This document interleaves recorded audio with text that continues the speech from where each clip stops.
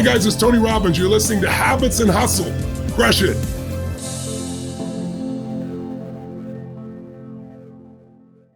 Today on the podcast, and I really enjoyed this one, was Teneshia Warner, who is an award-winning multicultural marketing expert, a purpose-driven entrepreneur and author. Her latest book is called The Big Stretch, which is 90 days to expand your dreams, crush your goals, and create your own success. I really enjoyed this conversation with Teneshia because not only is she an excellent communicator, but she actually has very practical and actionable ways that you can integrate her advice into your life. She gives these tests on her website where you can even pick the kind of dreamer you are and then help you figure out what your next move and step is. She's the founder of the Dream Project Symposium, and that's an annual empowerment conference that helps thousands of entrepreneurs, creatives, and career dreamers plan and achieve their goals. I really hope you enjoyed listening to this podcast. It's filled with some amazing information to really help you level up your life. I promise you. Enjoy. So today we have Teneshia Warner, who is the CEO of the Egami Group and the author of the book, The Big Stretch. And we're going to jump right in, Teneshia.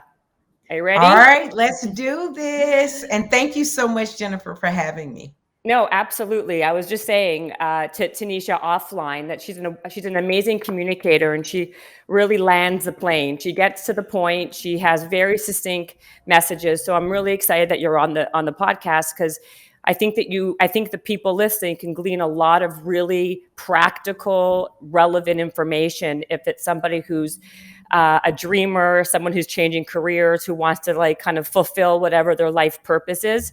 You're a great person to have on the podcast. So let's first start with the book title, right? The Big Stretch. What exactly does that mean? The big stretch. Okay, so I define the stretch as the expansion that will be required of you to meet the best version of yourself. Another way to look at it is the expansion outside of your comfort zone and moving in the direction of your dreams.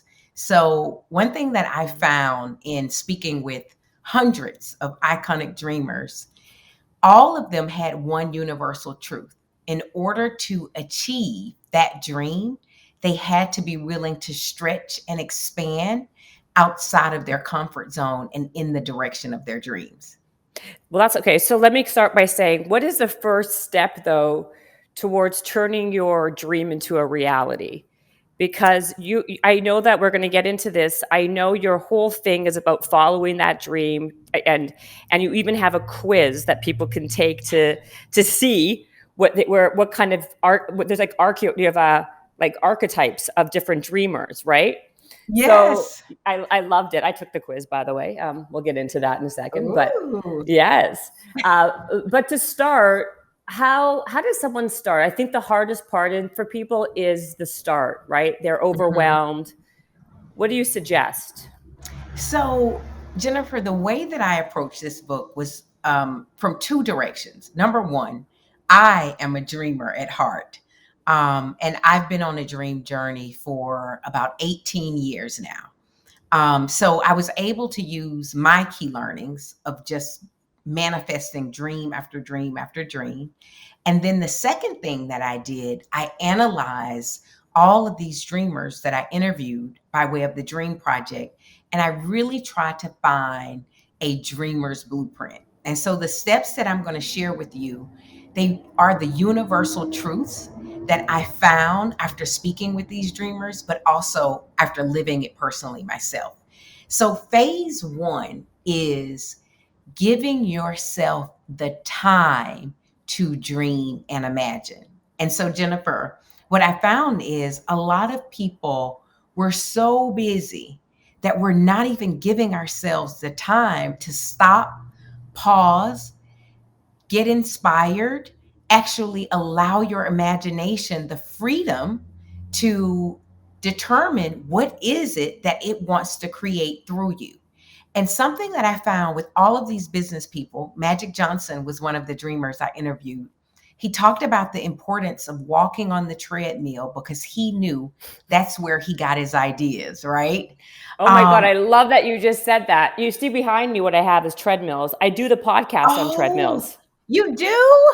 Yes, that's what in person because I believe that too. Me and magic are like in sync. I get my best ideas on the treadmill. I think that it is a great way to really focus and also cognitively, your brain creatively it gets your juices flowing. So I Yeah. don't like to sit sedentary. I do the treadmill every day, but also I do the podcast on the treadmill. See? Oop. Oh my God. I didn't know that those were treadmills behind you. So that means, Jennifer, you are already in tune and aware of your ideal dream environments. But in this first phase, I'm challenging the dreamer to give yourself that time to imagine. A second thing that I tell you is I don't want you to start prematurely thinking about the how. One of the greatest killers of a dream is for you to start thinking about how too soon. Like you have to first let the inspiration come and actually allow your imagination to just run wild, run free. And there's going to be a point where we get to the how, but not too prematurely. In the dream phase, other things that I challenge is also really understanding your ideal dream environment. Jennifer, you seem to really know that your treadmill is a part of your secret magic formula. So that's something that I actually have the reader that you all will actually journal about to become aware. Do you know where you get your ideas? I get my ideas when I'm immersed in nature. A second thing that I challenge dreamers to do in this phase is actually study your dream ancestry. And this is very important. If you don't take the time to actually ask yourself, what were you taught about dreaming from your mother, your father, your grandparents? There's usually a dream DNA that can be found in the lineage of dreamers. And you need to identify with that because you need to know what's working for you and or what's working against you. An example here is my grandmother. What I was taught about dreaming, Jennifer, from my grandmother was you go and you get a good job, period. Yeah, me too. That was basically the same. Get an education and get a job and basically that and follow the linear line of like then have two kids and then have this and have that. Very, very structured, what is supposed to be the good way of living, right? Or like the what's considered to be a successful life, right? I'm Jewish. Absolutely. Like education is very important. And there are so many people that are on the path, but if you've never taken the time to actually study what were you taught about dreaming, then you Totally. can't analyze what beliefs are you taking from your family history that's supporting you, but what beliefs will you have to actually release that won't support you going forward in the direction of the dream. So I actually have you spend a lot of time on that. I did that personally as well, Jennifer. I was working a great job at IBM Global Services, and I realized I had no passion for the job at all. And I took a big, bold step to leave that job and actually move in the direction of passion and purpose. Um, I go right love ahead. that. I was going to ask you about that. That's a question and an area I wanted to focus on later on because you didn't become a marketing. You didn't start this on a linear path. You were doing something different and you made a pivot because of a professor, which we're going to talk about. I heard you speak about Okay. that on something else. And I thought that was fantastic. But what you did say, what I think is very interesting is the time piece, because I think especially now in a time of a lot of social media, we have a lot of information coming our way. We're inundated, but yet we don't. Our brains are so busy, like trying to filter things and see this, and our attention spans are so limited, even more so than ever. I saw a study recently that said that in the last 15 years, our attention span has went from like I think used to be like 16 seconds down to like 7 seconds or something insane like that, like a minute or something crazy. But um, how do people find the time, or would you tell people when they say to you, But Tanisha, I don't have the time. I don't have the time to dream because I have kids. I have a work. I don't have the time to, even like blow my nose. How am I going to have time to dream? Right. So what I'm going to do is actually tell them to go to thebigstretchbook.com and download a time audit exercise that is available for no cost. And the first thing I'm going to tell all listeners, that's if that's your excuse that you don't have time, is I want you to do this time audit. And essentially what I'm going to have you do in that time audit is log all of your time for a period of time. I think I start you out with like 7 days. And then I want you to go back and actually pay attention to where are you spending your time. And then you have to do a negotiation with yourself to say, where am I going to get my time back for me? I did this exercise before with a mother, and she was also a working executive. And I was working with her on a dream to write a book. And when she did this time audit exercise, she actually came back to me. And I think she started out with only 30 minutes that she could carve out from 11:30 p.m. to 12 a.m. And I mean, this was like after working, after putting the kids to sleep, doing what she had to do, major executive, but she really wanted to do this dream. She took those 30 minutes, and over a period of time, she used those 30 minutes to write the outline for the book, to then eventually turn it into a proposal. Did it take a longer time? Yes. But she was aware of what time she was dedicating to her dream. That's amazing idea. That's a fantastic idea.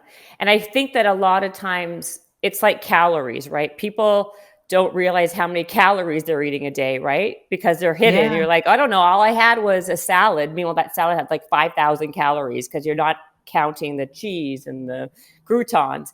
Same thing with time. I think when people maybe look at their day and they're super, super busy, they'll notice that they're like watching the Real Housewives of Beverly Hills, or like, you know what I mean? Or like they're like curling their hair for 45 minutes when, they can put their hair in a ponytail or whatever it is. Like there's ways that you can see visually if you actually do something where you write it down and you see it in front of you. That is a really good idea. I really love that. Yeah. And then you can bargain with yourself. Okay, which one? Netflix binge watch or dream? And you can borrow the time back from yourself or reallocate the time and make it work for you in the direction of your dreams. So, because I was going to say to you that my follow up was, what do you tell people when they don't have a dream? Like they kind of know they don't want to be doing what they're doing, but they don't really know if they should go, right or left. Is that where the time piece comes really? It becomes so important because you can figure that out. Or is there anything else you can suggest for people who don't really know? They know they don't want to be doing what they're doing, but how they can figure out what their dream is? Mm-hmm. Well, the first thing that I would say is I want them to take a big woosah, because it feels like pressure to all of a sudden you need to know what's your purpose for your life, or you need to know what's your big dream. Here's the thing. I know this personally, which I'll tell you when we start talking about that story. Oftentimes, you may not know what the ultimate answer is going to be. But if you're willing to, number one, be curious, almost do a self-analysis on yourself and ask yourself, what are the passion areas? Like, what are the things that you would do for no fee? What are the things, and you don't have to connect the dots logically at first. Become self-aware to understand, what are your passions? What are you interested in? After you do that exercise, then I'm going to challenge you to be curious. Do research. Okay, maybe someone jotted down, you know what? I love designing homes, like interior designs. My mom would be great at this exercise. She watches hours of HGTV, right? And so when you're curious, Google, like, what are all the careers in interior design? Maybe you find one or two that you research. And just being curious will open different pathways for you. It can open different opportunities. And so be okay with knowing that it's a journey of discovery. And sometimes you won't have like a perfect match. For me, when I left IBM Global Services, here's what I knew. I knew that I was on the wrong bus and the wrong seat. Talk about like right people, right seats. I was on the wrong bus, wrong seat, going in wrong direction. That's what I knew. I didn't know where I was supposed to be going, but I knew where I was going was not right for me. I started with this internal exercise. I wrote fashion down. I mean, I was spending my whole check on clothes at the time. That's not the case anymore. I wrote fashion, I wrote entertainment, I wrote culture, I wrote community. I allowed myself to then follow the interest area. In fashion, I researched all of these different people. I actually started reaching out to do informational interviews. And that's another thing. You'll be surprised. People will not turn you down to do an informational interview. But now you ask for like 15 to 20 minutes of their time. Don't do like a whole hour if you don't know them. But I found that like fashion stylists would meet with me, and make a long story short, I ended up landing an opportunity to volunteer on a movie set as a costume stylist. And at the end of that movie set, the lead fashion designer told me, "You have a great personality. We love your energy here, but I don't think this is the path for you, Teneshia." And I was so disappointed. I said, "Why not?" And they said, "We've never had a fashion stylist on set organize all of the clothing in a spreadsheet by color. It's like more of a creative thing, but the way your brain works." Yeah. And so I discovered I became closer to my purpose by discovering what it wasn't. So sometimes it's a process of elimination, but even if you're just willing to move in that direction, you're moving on the right path. I could not agree with you more. This is like you're singing my song right now. I totally agree with you. I think also what you said one time when I was researching you a bit that really like struck a chord with me too is the volunteer aspect. But because you just talked about that Yeah. in today's time, like people don't look at volunteering as like a sexy thing anymore, or like their time is too valuable, or God forbid I volunteer. No one wants to volunteer, but volunteering is an amazing way to see if that's really a path or an area that you should be going down. Because at the end of the day, you don't really know what you don't know. And to your point with the fashion, in your brain, you thought it was one thing, but then until you did it and you figured it out, you were like, no, maybe this isn't the right thing for me. So volunteering, information, these are all things that people are more than willing to. If you call somebody up and you say, "Hey, I want to volunteer," very few people are going to turn down free help, right? I won't. Call me, Jennifer, so many people, and especially now, like it's almost unheard of that you're talking to people about the power of service and the power of volunteering. Mm-hmm. Hands down, if you were to ask me, like in my toolbox, what were your top 3 tools that you utilize to change the trajectory of your career, volunteering by far would be in my top 3. So number 1, I told you about being, pitching myself to to the movie fashion director, and I landed an opportunity to work on a movie set, which by the way, I did that while working at IBM Global Services. I knew where I could reallocate the time. I learned what the purpose wasn't. Fast forward, maybe a year or so later, I actually pitched myself to Kimura and Russell Simmons, and I asked, can I volunteer in exchange for an opportunity to learn? That pitch, I call it a pitch. People you can Totally, say yeah. volunteer or whatever, but that pitch changed my life because I was allowed the opportunity to volunteer at Rush Communications. And I learned so much about community, culture, entertainment. I later went from a volunteer to general manager of Rush Communications, and then later took all of that information, which is now very much so a part of our core offerings at my marketing firm. But if you trace it all back, it started with a willingness to volunteer. in exchange for an opportunity to learn. I could not. You're singing my song. So this is what the question I have, because I could not agree with you more. How do you? Because obviously you're very ambitious, right? You have to have a drive and ambition to do that thing. I mean, because to me it's like you're speaking my language. It makes perfect sense to me. Do you believe that you can teach drive or you can teach ambition? Because a lot of Ooh. people don't love their spot in life, but they don't want to do the work to get to where they need to go. Oh my God. So first of all, Jennifer, no one has ever asked me that question. This is such a good interview. Do I believe you can teach drive and ambition? So I'm going to give one of those answers that you probably don't like. That's like So I think you can help a person actually tap into a drive that maybe is lying dormant, that they do not know is there. I do think you can coach someone into that. One of the major ways that I would say do that is getting that person in tune with what is it costing you to not be driven?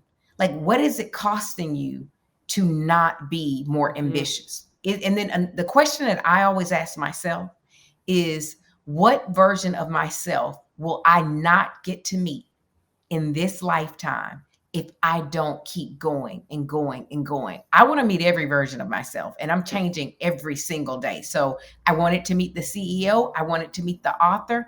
I want to meet the philanthropist. I want to meet the global international thought leader, which I haven't met her yet, but I want to meet her. And so I want to meet every version of myself in this lifetime. It's not going to happen with me just sitting doing nothing. I got to push and drive and fight to meet the best me. And so I do think you can inspire or coach an individual into how do you harness your inner drive. Mm-hmm. But I will say this, at the end of the day, we can coach, we can push. The person that it's going to boil down to is the person that's looking at you in the mirror. And if you're unwilling to be more ambitious for that person, or you're unwilling to tap into that drive, all of the coaching in the world, I mean, you use the diet analogy, or I mean, it's like working out with a trainer. Listen. Honestly, I'm laughing to myself now because I feel like I feel like I'm talking to myself in this interview. I mean, I agree with you. I mean, I really don't believe that's a good answer. I don't think I'm gonna. It's because it's a hard question, because I do believe that you can inspire someone, but the problem I have with motivate, you can't. People always ask, like, how do you get what about motivation? Motivation to me is a silly term, because people don't stay motivated. It's not a long-term fix. It's a very short-term fix. Now, I think, what you just said, you can be inspired, but if someone in themselves are don't want it, you can't, it's okay. Well, then it's on them, so, Mhm. but I really like that.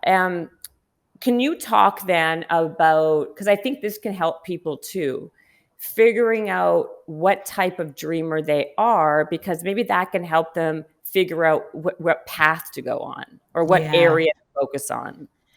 So, and I'm so excited. I mean, I'm loving spending this time with you. So, Jennifer, one of the areas so for all of the listeners, if you go over to thebigstretch.com, there is a dreamer's profile assessment. I'm going to tell you why it's important to take this. So, in doing my conference, The Dream Project, I started to notice that people would come up to me and actually feel guilty if they did not identify with what they perceived the dreamer's path was. And in many cases, it was an entrepreneur. So I would actually have people come to me and say, I just don't think I have the guts to start my own business. And then almost look at me like, man, I'm not a dreamer. And so that's one of the reasons why I wanted to go a bit deeper into supporting people to understand Your dream path is as unique as you are, and it's not like a right size fits all. Everyone is not meant to be an entrepreneur. I have a friend, she needs to get a W 2 and she needs to get her paycheck on the 1st and 15th. She's no less than a dreamer than myself, who's been on an entrepreneur journey for 18 years. And sometimes society will make you think if you're not on the entrepreneur path, then maybe you don't have what it takes to be a dreamer, especially on Instagram when everybody's like looking like they're doing, whatever. Totally, So totally true. so this profile assessment, when you take it, there's 5 different types. And even when you take it, I do want you to know you may end up realizing that you identify with multiple types. So one is, and I'm going to start here, a careerpreneur. A careerpreneur is someone who really works extremely well in structure. They thrive working on teams. They enjoy working in structured environments. But for them, they really want to map a profession and purpose together. They need to have more meaning in their career. And I've worked with amazing careerpreneurs that are driving like major impact in the world, and we need them there. So that's one dreamer type. The second one is the make it happen dreamer. So the make it happen dreamer, that is that entrepreneur type that I was talking about. This is someone that you will meet and they don't do well in structure. They do not do well with people telling them what to do. But they usually have a high tolerance for risk. And so they can stomach if that check doesn't come on the 1st and 15th a little bit more than someone who like will go just completely crazy if the 15th comes and the check isn't there. My husband is a make it happen dreamer. Another one is a hobby dreamer. I have a dreamer that I work with, and she was so honest with me. She said, Teneshia, I need you to understand my professional career affords me an extremely good lifestyle. And it really did. She said, do I like it? No. Do I love the lifestyle? Absolutely. Will I trade the benefits of the lifestyle? No. But I want to try to figure out, how do I nurture my passion? So for her, we figured out that she was passionate about fashion, fitness, and travel. And she started this blog just nurturing her passion. And she's what I call a hobby dreamer. Well, later that passion led to her becoming a Chicago based influencer. And she started to get gigs and paid and trips, all by following her passion. So that's a hobby dreamer. You want to nurture your passion, but you do not want to put the responsibility of your passion to take care of you. So you might like painting, right? But you have responsibilities and you don't want to say, okay, I don't want to put the responsibility of painting to take care of me and my family. So that's a hobby dreamer. The CEO dreamer is someone who you potentially have worked in corporate for a number of years, but you've always wondered, do I have what it takes to one day take all of my skills and venture out and do my own thing? You're usually able to take your skills that you have from your career, and it's a transferable career, and you are able to then branch out and do your own thing. And the last one is an activist dreamer. An activist dreamer is someone that will see a problem in the world and they must do something about it. These are, nonprofit leaders. These are leaders of societal issues and movements. And I found that some people will see a problem in the world and they must act. And they are willing to dedicate their life and dream to it. So those are the 5 types. I want you to go and take the test. You might identify with maybe 1 to 2. And Jennifer, I can't wait. I want to know, what dreamer type were you? Okay, that's funny because when you were talking about it, I feel like I would be the one that your husband is, the Make it happen dreamer. Make it happen. But it was the CEO one that I got, the CEO dreamer. So and I think, did you, before doing this career, did you work somewhere? I did. Yeah, I was in the music business. I was in the sports world. And now I started my own companies and I sold companies. But I think why I got the CEO one, because there's a couple questions that I think I'm a creature of habit, and I love like I'm very routine based. So maybe that threw them off, but I only like that for myself. Like, so like my morning routine or my evening routine, like I'm a big person who believes that you have routine and ritual in place so you can be as productive and as on point as possible, which is why exercise is a big one for me, because it gets my mind revved up and I'm much more alert. But yet I don't like routine when it comes to dealing with people. So like I'm very much an autonomous person. I like to call the shots in a certain way. So I think that's why there was a lot of like Yeah. differences. Like I'm like a total, yeah, like I'm not organized with spreadsheets and that doesn't work for me. But yeah, so that's why So I was like, you're a yeah, hybrid I'm a between the make it hybrid. happen and a CEO dreamer. I can totally see that. Yeah, I'm a hybrid for sure. But I like the test. And this is the thing. So, I come back to this, like, because now people, I love that time audit thing we talked about. So let's say people now are getting closer to understanding what they want to do or where they go and whatever else between taking the dream test, the time auditing. And now, what's the next step? Like, when are they supposed to implement and how do they implement? So once you have been out in what I call like the creative world, where you're exploring and you're learning and you're thinking about your past and you've taken the test and maybe now you have something that you want to move towards.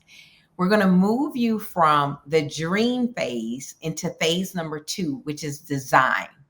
And design is really where you have to then apply structure to the creative process. And so, for example, I'm going to just throw a goal out there. Let's go back to the fashion. I don't know why fashion keeps coming up, but maybe you have determined that you would like to identify a career in the fashion industry. You figure that out in the dream phase, right? The design phase is having you apply structure. So I'd like to start from a year basis. What is the 1 year goal that you want to achieve as it relates to this dream? Now, the example that I'm using, let's say that the 1 year goal is I will have landed a job in the fashion industry over a 12-month period. So, again, you're taking that vision and then you zone in on one component of what is the one thing you want to achieve in this dream in 12 months. Then I ask you, in order to achieve that part of the vision in 12 months, what would need to start happening today? And it allows you to start breaking it down into achievable parts. And so, and I'd like you to break it down into achievable parts over 90 days. This is what we do in my company. It's what a lot of major companies do. They're taking it quarter by quarter. Right. And so, if the ultimate goal is to land that career in the fashion industry, then potentially let's say in the 90 days, you're researching up to 20 job opportunities a week.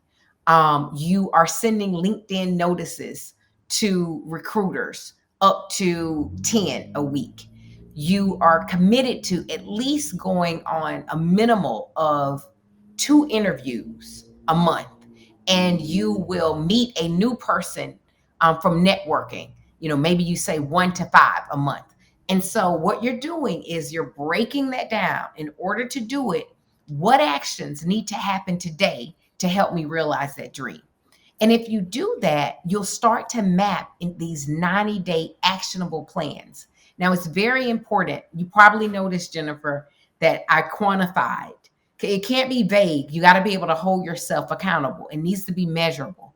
So that's why I was saying Mm-hmm. like 20 interviews or 20 networks or 3 interviews a month, whatever that may be. You need to make it measurable so you're holding yourself accountable. And that's where you actually start getting traction. Yeah, I was going to say something about that. I mean, this is what happened. Okay, so I got 2 questions for you. people will then be like at phase 2, say, I'm just playing devil's advocate. They'll say, I don't know how to make an action plan. I've never done this before. And then they like kind of like get overwhelmed and freak out. And then they don't do it. There's no action, so there's, because people will get stuck in phase 1. How do you help them create the action plan? Or because the hardest part, like to me, an object in motion stays in motion. Once you're doing something, it's easier to keep on going. But if you have no idea how to even create an action plan, you're screwed. Then you're like just kind of like sitting there and like, I don't know. And that's where people then also, because of their own self-doubt and insecurity, will get very upset with the idea of failure, and then they'll just not do anything. So a few things. One, and I think it's such a valid point, like of getting paralyzed when you say you don't know how to make a plan. Number one, we're going to take that excuse away, and let's assume that I'm going to give you some basic tools right now that will support you in doing that. I actually have a downloadable template. Oh my God, you have everything on that website. Oh my God. It is on thebigstretchbook.com, and you want to go through the exercises and download the template that says 90-day action plan. You didn't know I was going to come in with all of this stuff, right? No, you have an answer for everything. You're like, what do you mean? I have a free time audit. What do you mean? I have a free action plan. You just follow this. What do you mean? I can give you a job. Just call my office at 555. Now that I can't do, but I can do a lot of other stuff. So inside of this, I actually walk you through some basic questions. And sometimes you got to know, like, keep it simple. Keep it simple. And so seriously, it can be as basic, and I'm not doing the questions verbatim from the book. I'm just talking from my heart right now. But seriously, it can be as simple as write down the vision that you see for yourself, the dream and the vision. Write that down, right? And then the next step is, what part of that vision do you want to achieve in 12 months? And like, give yourself the time. What is it that you want to achieve in 1 year from today? Those are easy ones. We're going to let you answer that. Then answer, what actions must take place in order for me to achieve that 12-month goal. There's no right or wrong to this. And that's another thing. If it's progress and not perfection. That's what one of my coaches always tell me. If you're trying to make the perfect plan, there's no such thing as a perfect plan. Right. I am so grateful to God that we wrote our 2020 plan in pencil. If we didn't write our 2020 business plan in pencil, I wouldn't have a business right now. It was written in pencil. When a pandemic hit, everything that I thought was going to happen went out the door. I had to take the erase and find a new path. And so to the listeners, there's no perfect plan, but at least if you start designing from at least the goal in mind and breaking it down into achievable parts, ultimately, I just want to see you in action toward that goal. Does that make sense, Jennifer? Absolutely. And I love that you said about I heard you say that before about the pencil, because, plans, what is that saying? Like, you make a plan and, God laughs when you make a plan, right? Because things, you have to be able to pivot. And like a lot of people like you're a business owner, and you had to do major pivots in 2020, I'm sure, right? My goodness. Right? So many. I learned a whole new level of like tenacity and grit that me, along with my leaders, that we had. Like we were stronger than we knew. Right. And so I'm glad that I was going to ask you anyway, like, in your opinion, what are some of the some big qualities or important, necessary qualities it is for someone to be a business owner and an entrepreneur? We talked about earlier how a lot of people, when they take the test and they realize maybe they're not cut out for the entrepreneurial life, but they're more for something else.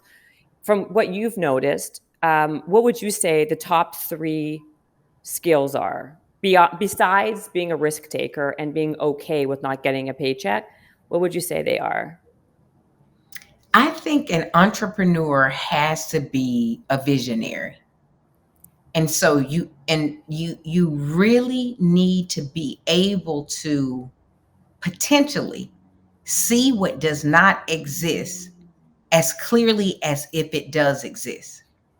And even if you're the only person that can see it, you need to be able to grasp that vision. Mm-hmm. That's number one. And that's important because when you get that vision, not only do you need that vision, you got to enroll others in the vision. If you want to start hiring people, if you want to go sell a business plan, you got to be able to paint that picture for others. If you need to go get credit at a bank, like you need to be able to articulate that vision and believe in that vision that you can enroll others in it. That's number Right. one. The second thing would be I call it the dream warrior. You got to be a fighter. Like seriously. Like you got to be a fighter. There's not again, every dreamer I know is a fighter. At some point you're going to have to fight the giant of rejection, the giant of no, the giant of lack of resources. Last year the giant of a global pandemic. Like when the hits come, if you're going to let one or two hits take you out, like entrepreneur, you take those hits. And sometimes I've had some hits, Jennifer, that knocked the wind out of me and I'm put me in the sure. bed, a couple days. But the thing is, after those 2 days, I had to get up. Like you got to keep getting up. You got to fight in the name of that dream. That's important. And I don't think people talk about it enough, honestly. And then the last one would be daring. Like you got to go for it. Like you got to be bold and daring. And when I moved to New York from Minneapolis at the time, I didn't know a soul here. I knew my dream was here, but I didn't know anyone. That was a big, daring, bold move for somebody who's originally from Alabama. And that's just one daring move. There's probably been thousands of daring moves in the name of the dream. No, I think that's amazing. And what would you say? How would you tell people to embrace failure? Because failure is a part of it. No matter what your dream is, no matter what you're going after, being an entrepreneur, personally, whatever. What do you talk? How do you? Because it's inevitable. Would you? Well, oh, go right ahead, Jennifer. No, please go ahead. Well, first off, I want to challenge you to um, change your definition of failure. So if you look it up in Webster, I'm sure it says something like to not succeed or something, right? Mm-hmm. You, I don't know, I didn't look it up, but I'm sure yeah, that's what it yeah. And so change your definition and actually embrace and view failure as one of your greatest teachers. There's my greatest lessons as an entrepreneur. It didn't come because you told me, Jennifer, or it didn't come because I read it in a book. My greatest lessons, it came because I failed and the lesson was so hard that I got it. And then that's how I learned. And then I took, okay, that didn't work. And now I know what doesn't work. I'll never do that again. Let me reapply and go forward. And then I always ask myself questions around what did it teach you? Like, how can you reapply these key learnings to make you stronger or better, or make your business stronger and better? So yeah, you got to look at failure as great teachers. Yeah. They're the So hard teachers. they are, but listen again. I agree with you. And so, in terms of, let's talk about your company a little bit. The Egami Group. That's how you call it, right? Yeah. Egami Group. Yeah. I want to talk about lessons learned from 2020. I think that's really important because you've learned a lot. And then I want to talk to you about marketing a little bit because that's what your company does, right? So Yeah. what are the lessons that you did learn as an entrepreneur working and like having to keep afloat in 2020? Were there big ones? I'm sure there were. Yes. And some of the things we've actually already started to hit. First and foremost, You must have a plan, but make sure you have the plan in pencil. Mm-hmm. I think the companies that remain too fixed and weren't willing to pivot or find new ways fast, some of, and not all of them, but some of those, unfortunately, were left behind. And so, there were so many things coming so fast, Jennifer. There was one week I got so many calls from clients saying, Tanisha, I'm sorry, but we got to cancel the contract or put your contract on hold. So we went from like a quarter, because it was March, right? So we're like, yes, we're starting the year like never before, to like everything being dried up. And so in that moment, that required great pivots. And some of those was like, what are the resources out here? Who do we need to talk to? What did you do? Like, what did you do? So I want to know specifically. some of the things that I did is I surrounded myself with like-minded individuals. So other CEOs of marketing and advertising agencies. And I made myself vulnerable to say, hey, these are the hits I just took in the last 72 hours. Are you taking them? Wow. And they said, yep, got those same calls. What are you doing? And like, we did a lot of best practice sharing in real time, or what I would call problem solving in real time in a think tank group. Potentially, maybe we could do this, rather than do layoffs, maybe we can just put our team on hold.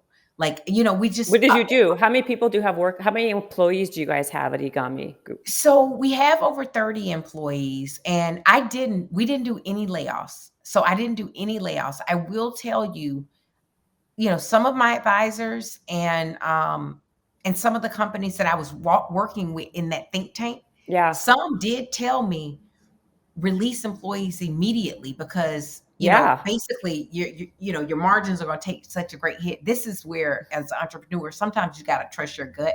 Something told me I wasn't going to do that. I was going to protect our team by any means necessary.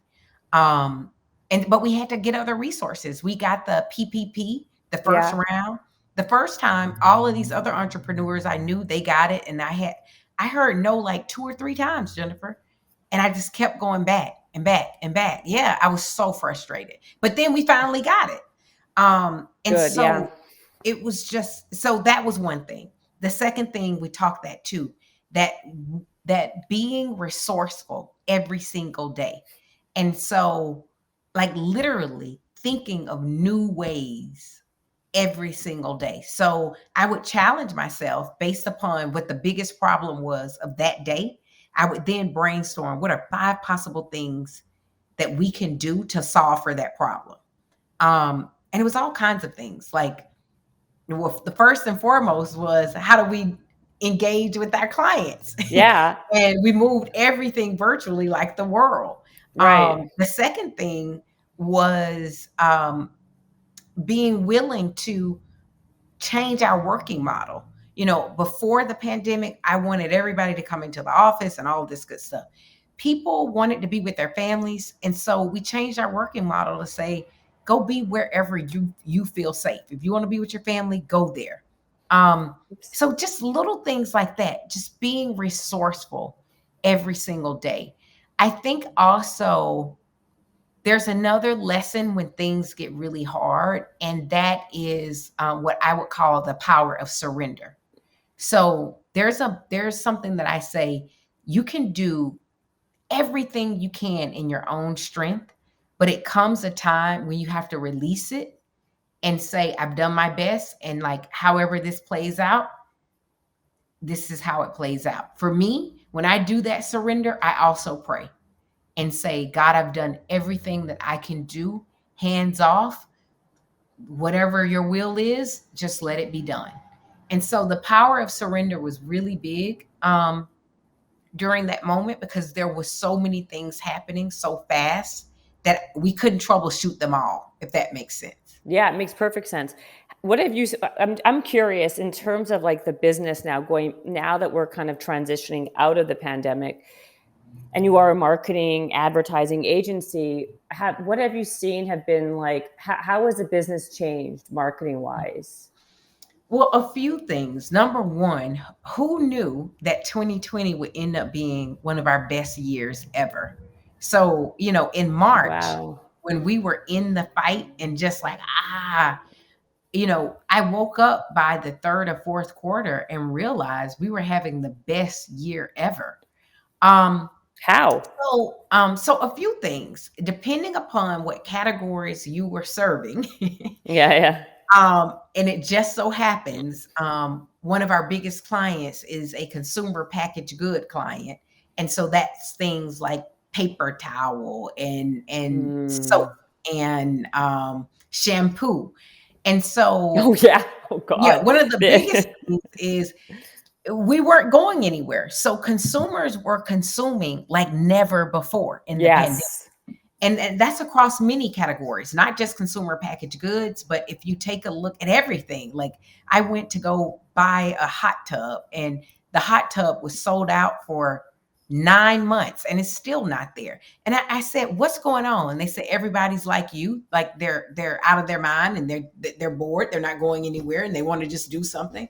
And so and Totally. so Everything's on back order for like a year. You're a getting it year. like after the pandemic. It's unbelievable. Unbelievable to me. Oops. Let me hear. So for Sorry. our business, that just worked out because we're helping clients market to consumers. Yeah. And so okay, so other than that though, what are the biggest driving forces for marketing? Are companies now spending most of their marketing dollars online with social media? How are people converting products? Like, what do you do there with your company? Are you doing that mostly? Like, So our company specializes in connecting Fortune 100 and Fortune 50 brands to diverse audiences. And so mm, those are segments like Blacks, Latinx, Asian Pacific American. And so they're coming to us with a focus. And right. so first and foremost, something that's very important as marketers is you need to take time to understand the insights to who you're targeting to. And so for us, we call that cultural insights. Hmm. So I spend a lot of time doing almost like a translation for clients to help them understand a certain segment. Like, here is what a day in the life of a Black millennial mom looks like. Here's her interests. Here's her habits. Here's her behaviors. Here's her values. Here's where she consumes information and data. And so, by understanding those things first, once you understand those, then you can build an informed marketing plan to reach that particular target. But you can't do that without taking the time to understand.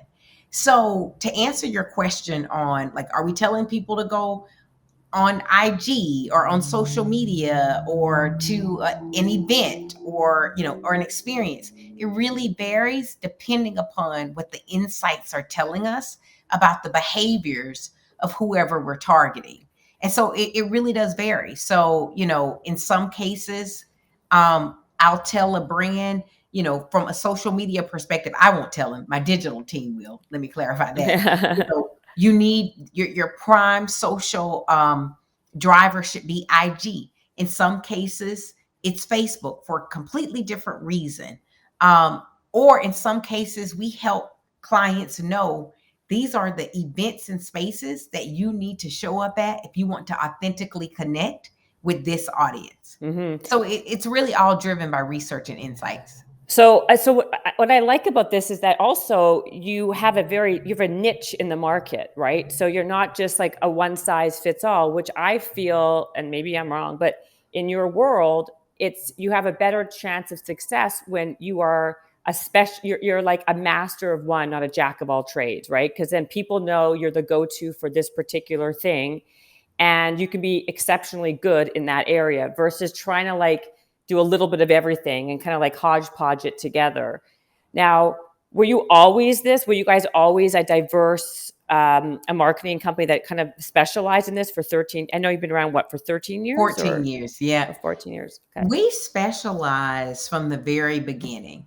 Yeah, that's And great. I can't tell you I can't tell you that it was like this great wisdom that told me to do it. I think we chose what I knew we would be good at, right? And just the other day, I was at a client and they wanted to know, they said, okay, tell me if I had to sum up, what's your superpower?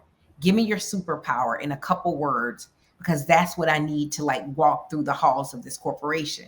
Essentially, Jennifer, that procurement person was saying what you're saying. Like, what are you known for?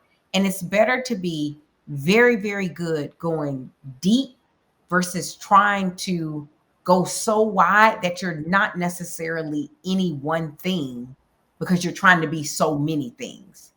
I recommend going deep and specializing in focus versus trying to go too wide. I just had a friend call me and she was looking for a grief therapist and she interviewed a grief therapist and she said that the person actually lost credibility with her when they said, oh yeah, I can also be your fitness trainer too. And that's not to say you can't Are be you multiple serious? things. Yeah. So it's not to say you can't be multiple things, but it turned my friend off. But because she's like, I really need you to be deep in this area, and so anyway, that's just I'm smiling because it's a very like it's a catch-22, right? Because uh, you know, not to compartmental, like, I think it's human nature and psychologically when we hire somebody, we want to know that they're like an expert in that particular thing. And I think it becomes very brand confusing when you're like, I could be a fitness trainer, but I also could be a grief therapist. And I can also, I'm also a chef, at night, and I can be a nurse. Like, I think people feel as a client or a customer, you always feel, even if it's like subconscious, more comfortable knowing that I got like an expert in that one area. yeah. The catch-22 is, like, there's a lot of people, I think I'm included in this, that like I am a kind of a chameleon. I can be really good. I'm very bad at almost everything, but I'm very good at 3 or 4 things. So I can like pivot. So that's why, again, even when you're trying to find somebody's dream, when you're trying to find someone's like true purpose, it can get confusing because you could have more than one thing that you really have a passion with. And then what? So it's hard to know. Do you specialize because it's easier to make a living probably in that way and flourish? Or if you kind of like dabble in a few things, like what to do, I'm just So thinking out I loud. definitely don't want you to think that, you are linear and you can't have these multiple dimensions.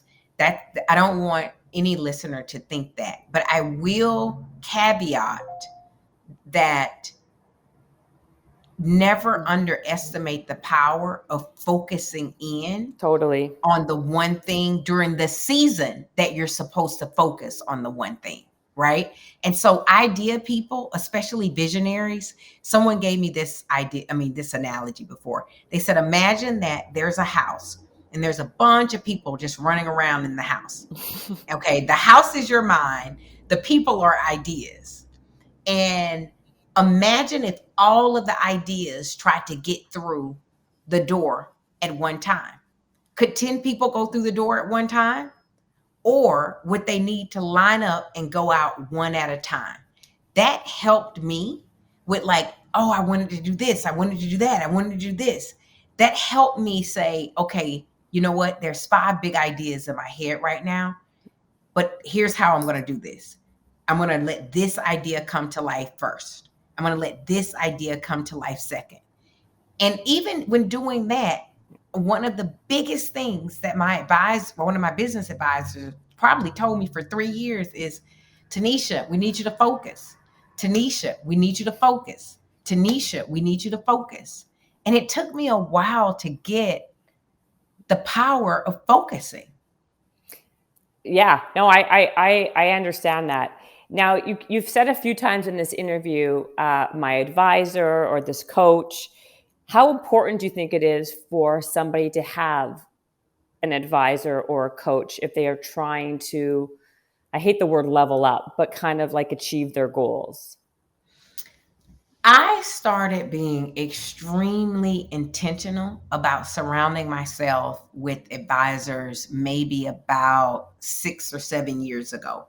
And the reason why I did this is I had a moment that I realized I've taken this dream, and I do have multiple dreams, but this particular dream of Egami Group, I've taken it as far as I can take it with the knowledge that is accessible to me today.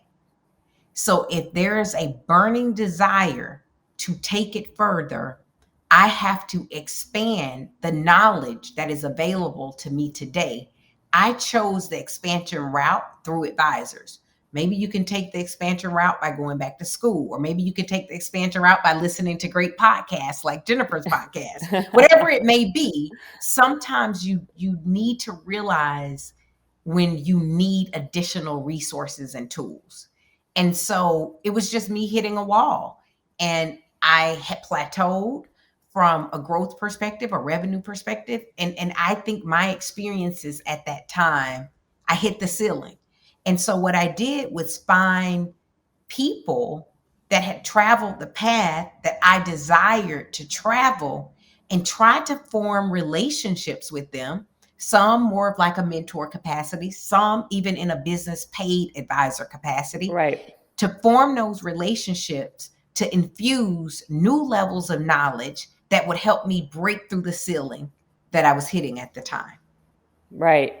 No, I that's why I was curious, because I know a lot of people I know who are exceptionally successful. They're constantly want to grow and kind of be better. And a lot of times you need people even to bounce ideas off of and Yeah. to keep you accountable, or like make you think in a different way.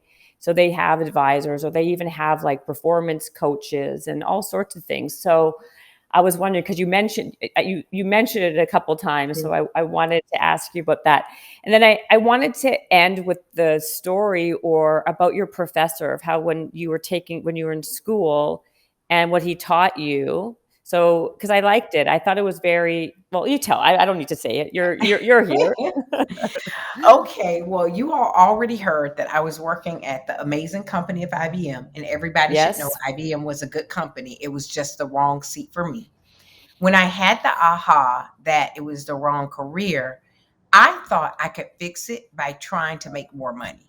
And so, one of the only ways that I could make more money is if I went back to school to get my master's.